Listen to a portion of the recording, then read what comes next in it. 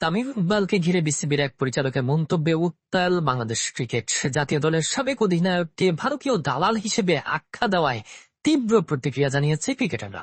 তামিমের পাশে দাঁড়িয়েছে cricketers welfare association of Bangladesh কুয়াও। সংগঠনটির মতে বোর্ডের একজন পরিচালকের মুখে এমন মন্তব্য মোটেও শুভ নয়।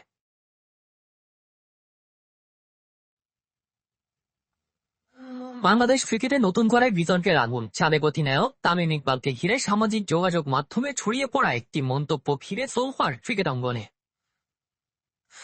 বিসিবির অর্থ কমিটির চেয়ারম্যান এম নাজমুল ইসলাম নিজের ফেসবুক ওয়ালে একটি পোস্টে তামিম ইকবালকে কটাক্ষ করে মন্তব্য করেন। সেখানে সাবেক এই অধিনায়ককে ঘিরে আপত্তিকর ও বিতর্কিত শব্দ ব্যবহার করা হয় বলে অভিযোগ আছে।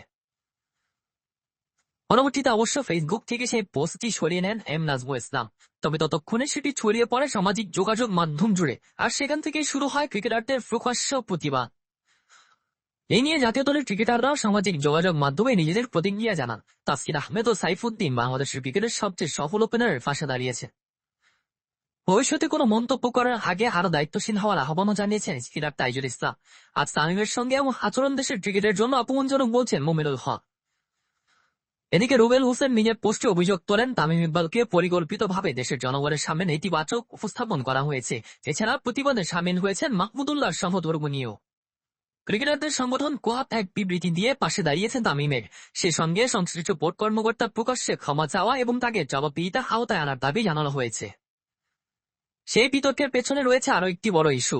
আসন্ন টি-20 বিশ্বকাপে বাংলাদেশের ভারতে না যাওয়ার সিদ্ধান্ত নিয়ে দেশ জুড়ে আলোচনা চলছে। সেই প্রসঙ্গে এক অনুষ্ঠানে নিজের মতামত জানান তামিম ইকবাল।